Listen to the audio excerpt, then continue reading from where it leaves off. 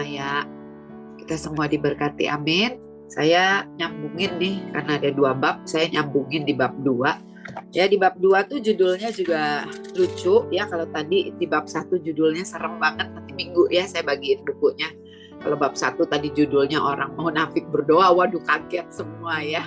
Tetapi firman Tuhan katakan jangan seperti orang munafik berdoanya, seperti itu.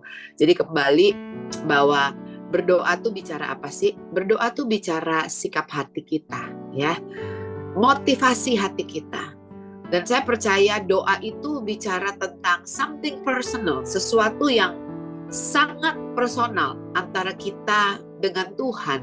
Jadi kalau motivasi hati kita udah salah, waktu kita berdoa itu untuk dilihat orang, itu udah gak sesuai dengan tujuan dari doa itu sendiri.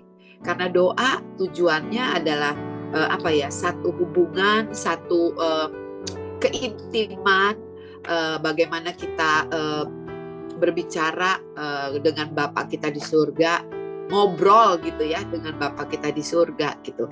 Jadi saya pernah katakan bahwa berdoa itu bukan ngajuin list proposal kepada Tuhan ya, bukan ngajuin list permintaan kepada Tuhan, tetapi berdoa itu bicara tentang bersepakat dengan Bapa kita di surga. Saya pernah renungkan hal ini, Bapak Ibu bisa bayangkan kalau ngobrol sama seseorang gitu ya, dia terus yang ngomong, terus waktu dia ngomong dia minta terus gitu ya, gimana rasanya? Saudara, Allah itu adalah pribadi ya, bahkan kita panggil dia Bapa. Bagaimana rasanya? Saya belajar, saudara, waktu kita berdoa, kita datang sama Tuhan dan kita berkata kepada Tuhan, Tuhan, ini yang saya sedang hadapi Tuhan. Apa yang Tuhan lihat tentang masalah saya? Apa pendapat Tuhan tentang masalah saya? Apa firman Tuhan tentang musim kehidupan yang sedang saya hadapi? Saudara, berdoa itu juga belajar tentang mendengar.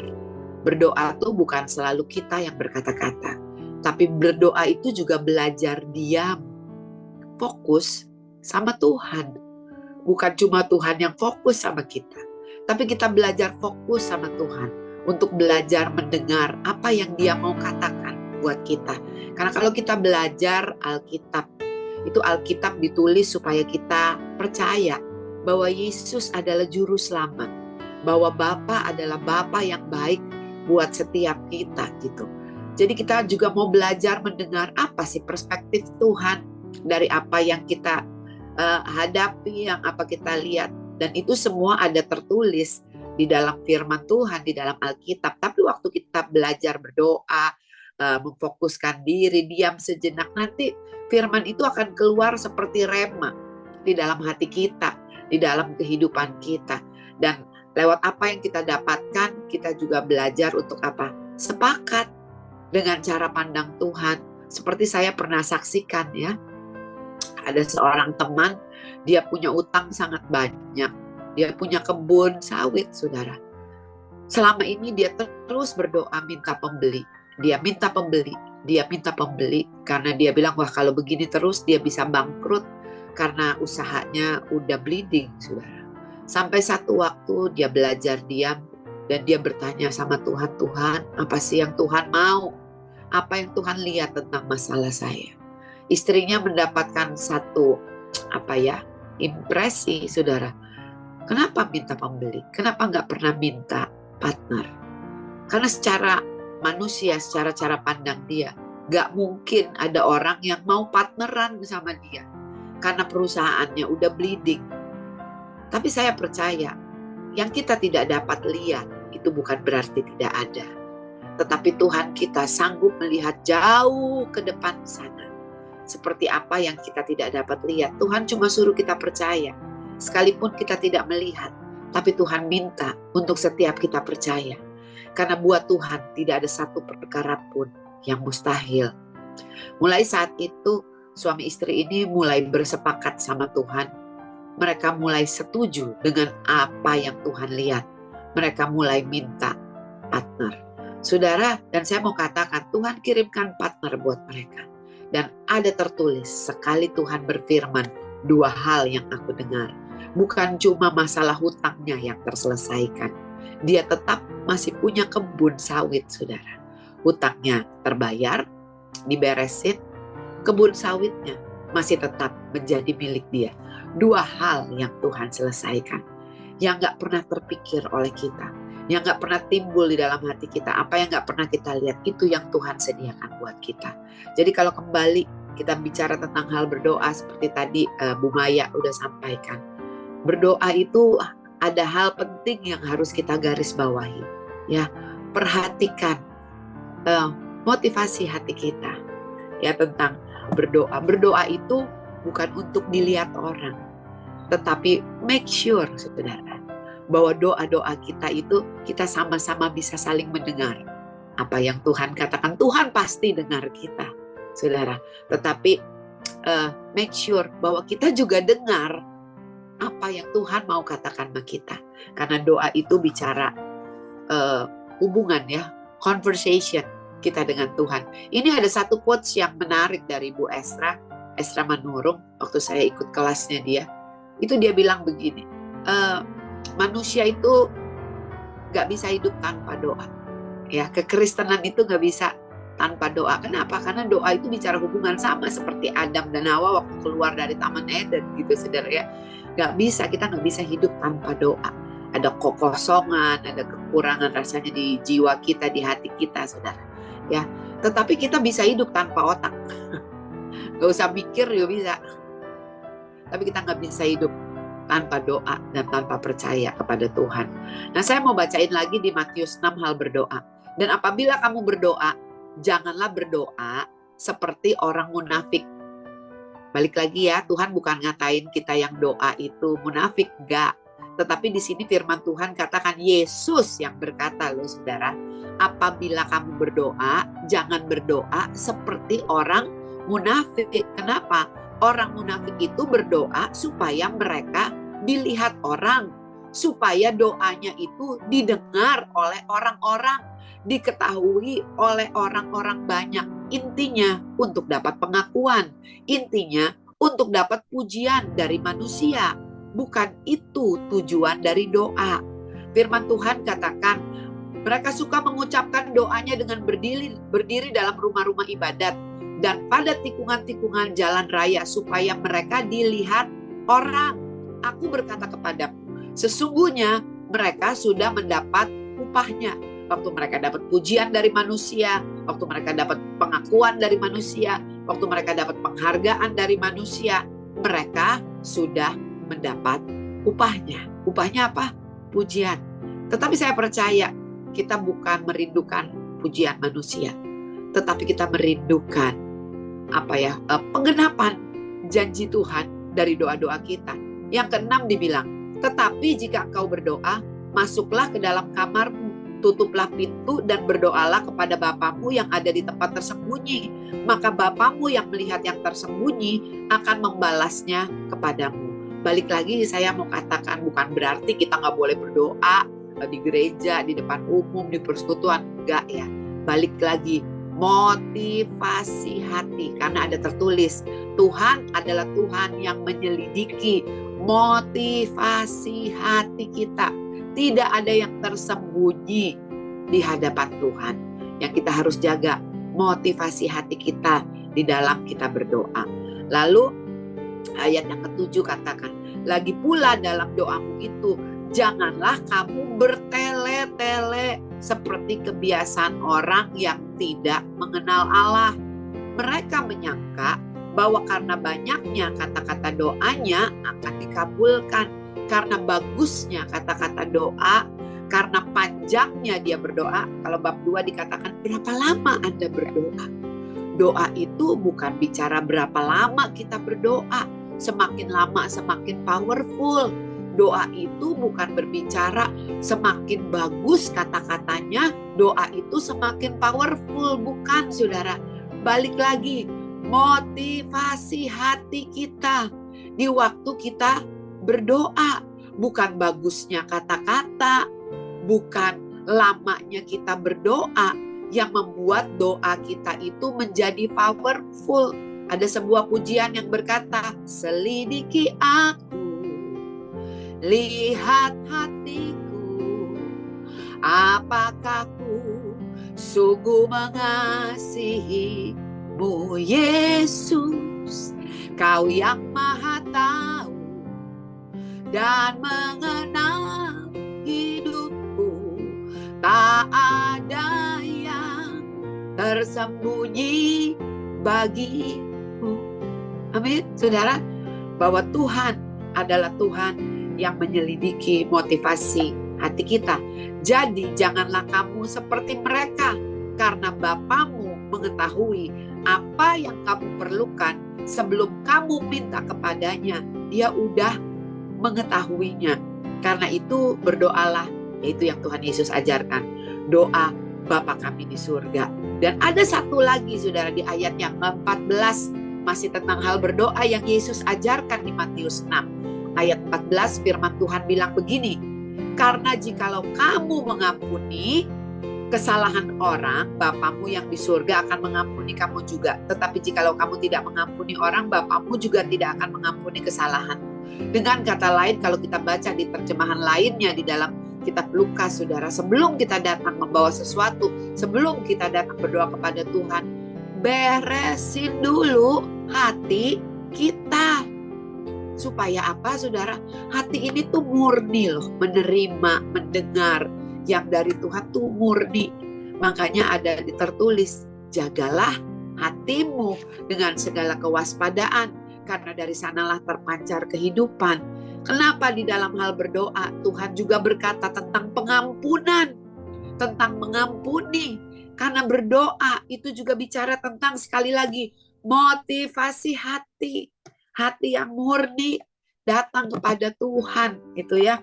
Nah, berapa lama Anda berdoa? Kata-kata apa? Jangan bertele-tele.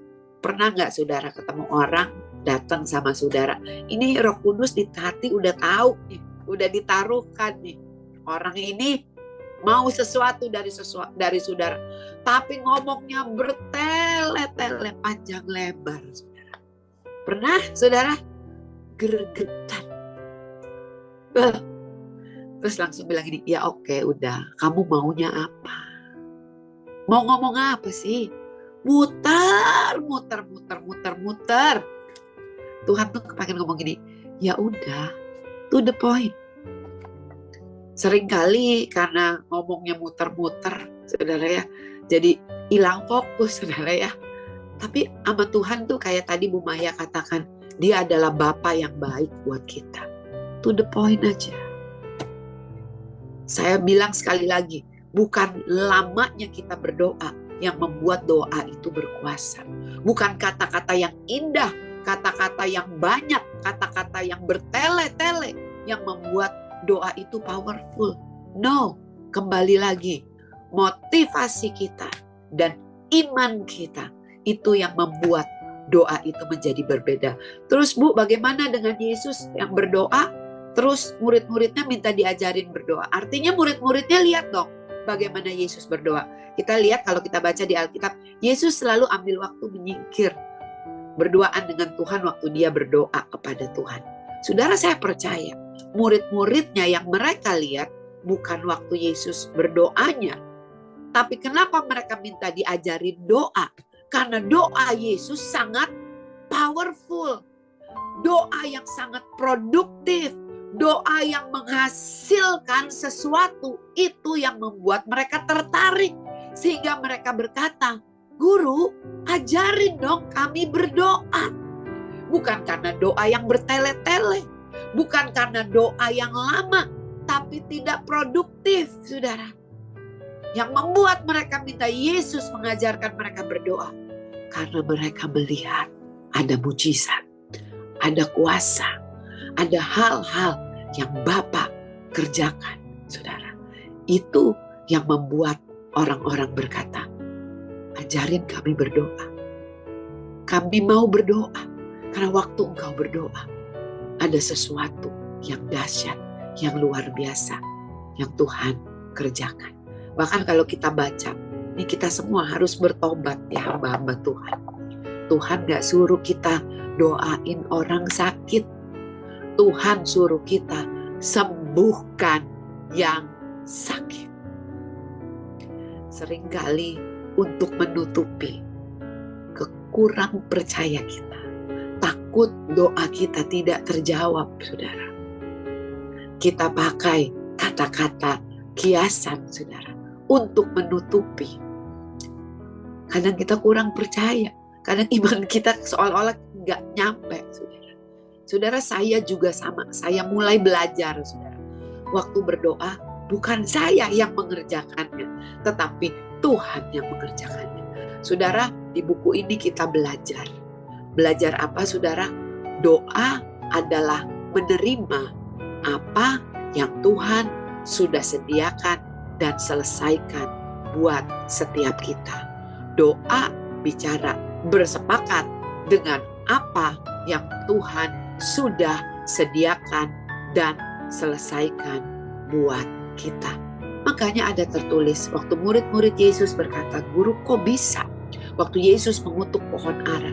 Dan Yesus berkata demikian, kalau kamu punya iman sebesar biji sesawi saja, dan kamu katakan kepada gunung ini pindah, maka gunung ini akan pindah. Saudara, seringkali waktu kita berdoa, kita berkata kepada Tuhan, "Tuhan, saya punya gunung yang besar, saya punya gunung yang luar biasa, tinggi, besar, kokoh. Tuhan, tolong runtuhkan gunung-gunung di dalam kehidupan saya, masalah-masalah di dalam kehidupan saya." Sedangkan kalau kita baca, Yesus berkata, "Saudara dan saya, katakan kepada gunung ini pindah, maka gunung itu akan pindah." Ini bicara apa, saudara? Ini bicara otoritas dan identitas yang Tuhan sudah berikan buat setiap kita. Dan Tuhan mau berkata kepada setiap ini, dipakai dong. Percaya enggak? Saudara, karena kekristenan bicara apa? Kasih karunia dan iman. Kasih karunia bicara kebaikan Tuhan, His unconditional love. Bahkan selagi kita masih menjadi musuh, bahkan selagi kita masih lemah, selagi kita masih berdosa, Tuhan sudah mengasihi kita dengan apa? Memberikan anaknya yang tunggal, dan dia mati di atas kayu salib, saudara, untuk menghapuskan dosa-dosa kita. Bagian kita iman, mempercayai kasihnya, mempercayai apa yang dia sudah selesaikan dan kerjakan buat kita. Saudara, kekristenan tidak lepas dari kasih karunia dan iman. Tuhan memberikan kasih karunia-Nya, kita menerimanya dengan iman. Saudara, di buku ini ada tertulis, ada orang berkali-kali minta didoakan untuk supaya dia bisa terima keselamatan. Berkali-kali didoakan, tetapi dia merasa. Sekali lagi saudara, saya katakan, iman bukan perasaan, tetapi iman adalah keyakinan, dasar dari segala sesuatu yang tidak kita lihat, tetapi bukti dari segala sesuatu yang kita harapkan. Itu iman.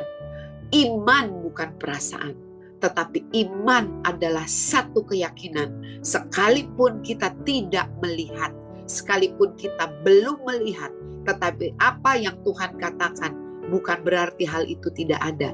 Itu ada, cuma kita nggak lihat aja. Dan Tuhan mau saudara dan saya yakin dan percaya bahwa kesembuhan, penyelesaian itu Tuhan sudah sediakan buat kita. Sehingga waktu kita berdoa, kita tidak berkata lagi kepada Tuhan, "Tuhan, tolong pindahin gunungnya."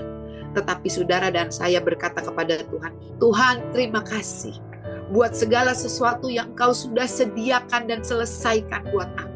Terima kasih di atas kayu salib Engkau sudah menyelesaikannya buat aku. Sehingga aku boleh memanggil Engkau ya Aba, ya Bapa. Dan oleh Yesus Kristus Tuhan, aku sudah menjadi anak-anak Allah. Dan Tuhan sudah mengembalikan otoritas di dalam hidupku. Dan oleh karena itu Tuhan, apapun masalah yang aku hadapi, aku mau katakan Engkau tidak punya kuasa di dalam hidupku. Karena aku punya Tuhan yang besar, yang melampaui segala gunung-gunung kehidupanku. Bahwa Allahku jauh lebih besar dari setiap permasalahan yang ada di dalam kehidupanku.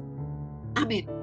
Engkau boleh ada di dalam kehidupanku. Engkau boleh masih ada di dalam kehidupanku. Tetapi aku mau katakan, Engkau tidak lebih besar daripada Tuhan Allahku. Gak ada dari kita yang gak punya masalah. Gak ada dari kita yang gak punya pergumulan. Tetapi biarlah, saudara, a better way to pray. Tuhan gak nyalahin gaya kita doa yang dulu-dulu. Tapi kalau ada yang lebih efektif, ada yang lebih powerful, why not? Amin. Karena kita mau selalu jadi lebih baik. Kita mau selalu jadi better, saudara. Dan itu yang Tuhan mau sediakan buat kita. Kita bukan lagi jadi anak yang meminta-minta, tetapi kita menjadi anak-anak yang mempergunakan otoritas kita yang Tuhan sudah berikan buat kita. Bahkan yang lebih lagi, saudara dan saya menjadi orang-orang yang berdiri di hadapan Tuhan buat orang-orang yang membutuhkan pertolongan buat Tuhan. Wow, bukan cuma berdoa buat diri kita sendiri, saudara, tetapi berdoa buat orang-orang yang membutuhkan pertolongan dari Tuhan. Amin, saudara. Kembali di bab 1 dan bab 2 ini.